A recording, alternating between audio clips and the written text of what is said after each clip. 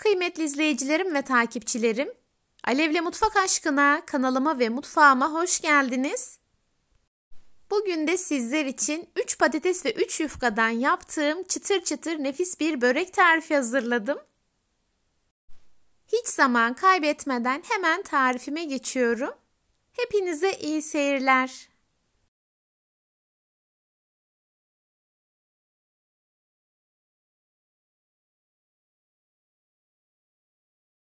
Tarifime ilk olarak böreğimin iç malzemesini hazırlamakla başlıyorum.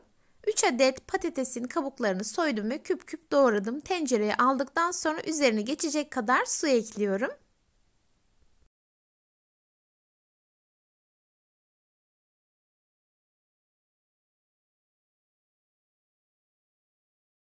Tencerenin kapağını kapattıktan sonra yüksek ateşte kaynamaya bırakıyorum.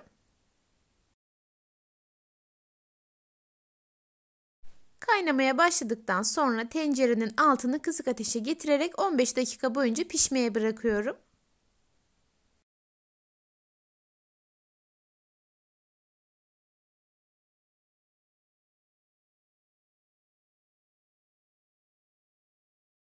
...15 dakikanın sonunda patatesleri kontrol ettiğimde gayet güzel pişmişti.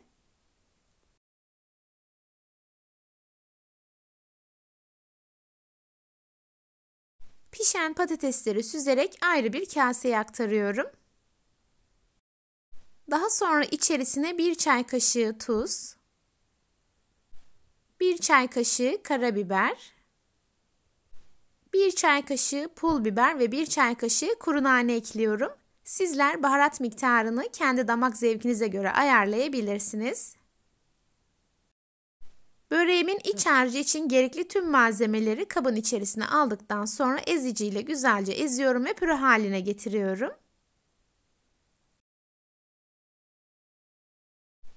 Yeteri kadar ezerek hazırladım. Böreğimin iç harcı için 100 gram tereyağı kullanıyorum. Erittim ve soğuttum. Dilerseniz margarin veya sıvı yağ da kullanabilirsiniz. 1 adet yufkayı tezgaha serdikten sonra her yerini ince bir tabaka halinde yağlıyorum. Bu arada tarifimde kullandığım tüm malzemeleri videonun altındaki açıklama kısmına ölçüleriyle birlikte ekliyor olacağım. Oradan da bakıp faydalanabilirsiniz.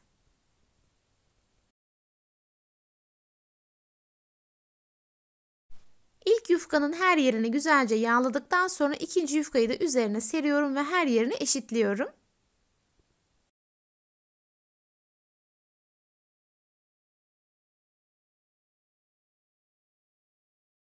Aynı şekilde ikinci yufkamızın da her yerini güzelce yağlıyoruz.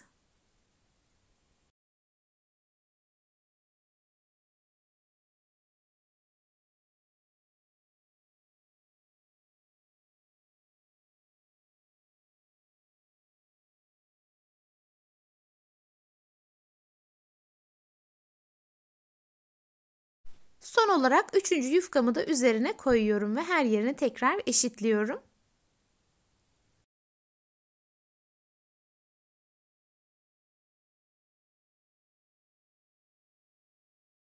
Videonun başında da belirttiğim gibi tarifimiz için 3 adet yufka kullanıyoruz.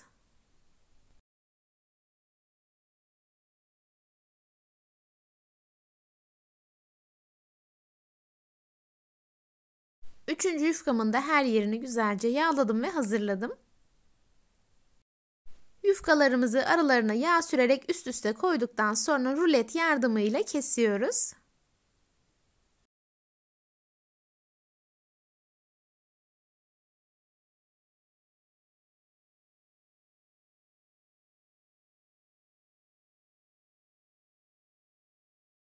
Yufkayı ilk olarak 4'e kestim.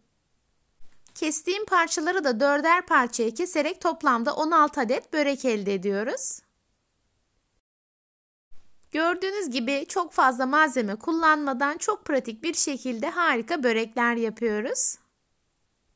Dilerseniz böreklerinizi hazırladıktan sonra buzluğa kaldırabilirsiniz. Tüketeceğiniz zaman buzluktan çıkartın, çözülmesini beklemeden hemen yumurta sarılarını sürerek fırına koyabilirsiniz. Yufkayı 16 parçaya kestikten sonra görmüş olduğunuz gibi geniş kısımlarına iç harcını koyuyorum.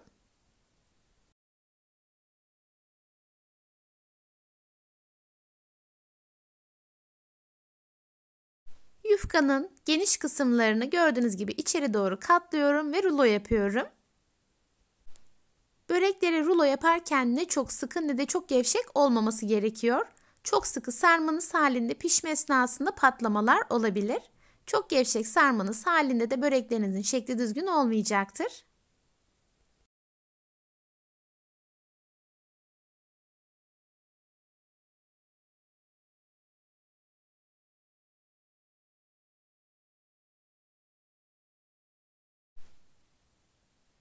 Tüm yufkalar bitene kadar aynı işleme devam ediyorum. Tamamını rulo yaparak hazırlıyorum.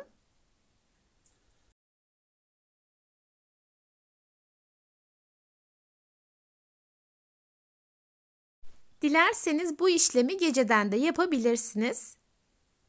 Böreklerinizi bu şekilde hazırladıktan sonra borcama koyun ve sütü dökerek o şekilde sabaha kadar bekletin. Sabah da böreklerinizi buzdolabından çıkartın ve hemen üzerine yumurta sarısı sürerek fırına koyun. Kahvaltınızda da böreklerinizi sıcak sıcak tüketin.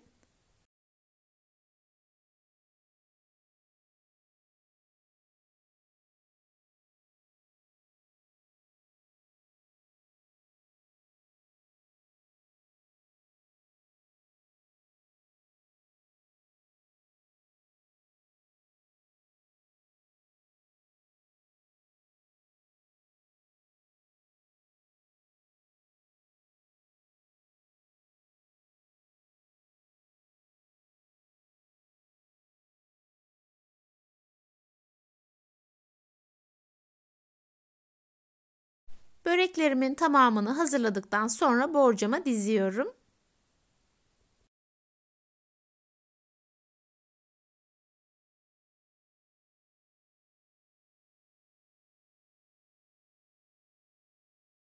Şimdi hazırladığım böreklerin üzerine süt dökeceğim. Tarifim için 250 ml süt kullanıyorum. Sütün tamamını böreklerin üzerine döküyorum ve 1 saat boyunca dinlendiriyorum. Bu süre zarfında börekleri arada bir ters yüz ederek çeviriyorum.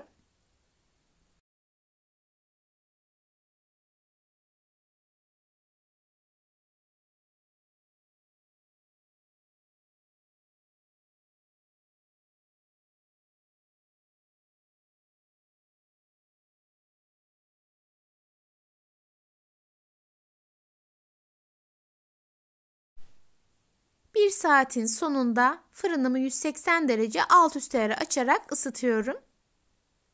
En son böreklerin üzerine yumurta sarısı sürerek fırına koyacağım.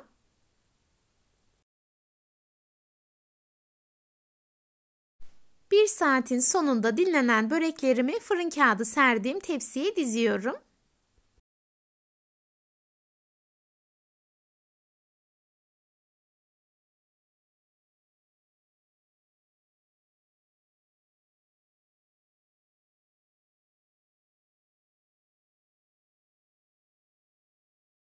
Böreklerimin üzeri için 1 adet yumurta sarısı kullanıyorum. Güzelce çırptıktan sonra fırça yardımıyla üzerlerine sürüyorum.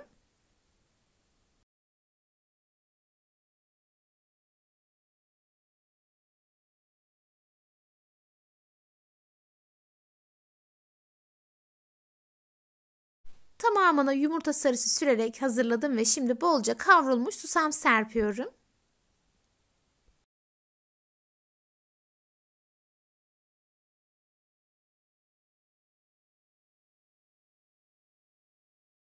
Böreklerimin artık tüm işlemi bitti. Şimdi önceden ısıttığım 180 derecelik alt üst ayarlı fırına koyarak pişiriyorum. 30 dakikanın sonunda pişen böreklerimi fırından çıkartıyorum. Böreklerin ilk sıcaklığı gittikten sonra hemen sıcak sıcak servis edebilirsiniz. Çıtır çıtır el açması lezzetinde olan böreklerim artık servis için hazır. Gördüğünüz gibi böreklerimizde herhangi bir patlama olmadı. Sizlerden ricam lütfen tarifimi yaparken hem verdiğim ölçülere sadık kalın hem de lütfen belirttiğim detaylara dikkat ederek hazırlayın. Şimdi böreklerin ne kadar çıtır çıtır olduğunu sizlere göstermek istiyorum.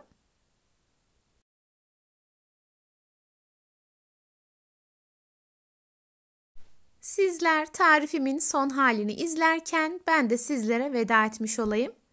Bugün yine çok güzel bir tarifimin sonuna geldim. Beni izlediğiniz için hepinize çok teşekkür ederim. Videomu beğendiyseniz beğenmeyi, hala kanalıma abone değilseniz bana destek olmak için abone olmayı ve yeni videolarımdan anında haberdar olmak için bildirim zilini açmayı unutmayın lütfen. O değerli ve güzel yorumlarınızı her zaman bekliyorum. Videolarımı görmesini istediğiniz arkadaşlarınızla paylaşabilirsiniz. Tarifimi yapıp deneyecek olan herkese şimdiden afiyet olsun. Başka tariflerde ve başka lezzetlerde buluşmak ümidiyle kendinize çok iyi bakın. Hoşça kalın. Allah'a emanet olun.